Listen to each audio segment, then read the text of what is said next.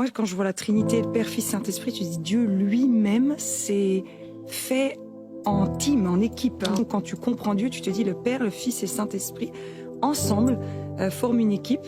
Jésus, il vient, il prend 12 disciples, c'est pas des champions. Enfin, c'est un petit peu.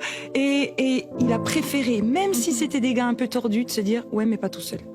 Et des fois, nous, on se dit ouais, mais celui-là, non, mais ouais, mais vaut mieux des fois que tout seul.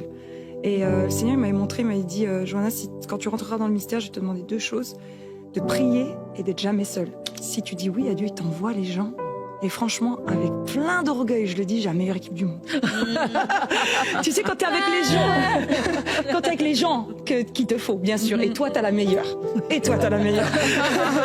C'est un cadeau de Dieu, le travail d'équipe. Et quand tu vois que le nom du diable, c'est diviseur des frères, ça veut dire que c'est sa stratégie, c'est que tu sois pas en équipe. Parce que s'il y arrive, je pense que c'est bon, il a tout gagné. C'est son truc. Le mensonge et le fait que les gens travaillent pas en équipe, c'est ces 2 leviers à lui, puis il va toujours essayer l'un ou l'autre.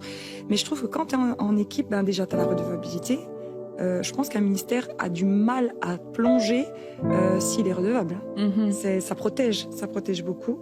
Le joug est léger, comme on disait, la route est beaucoup plus fun. Et puis c'est le schéma biblique tout simplement.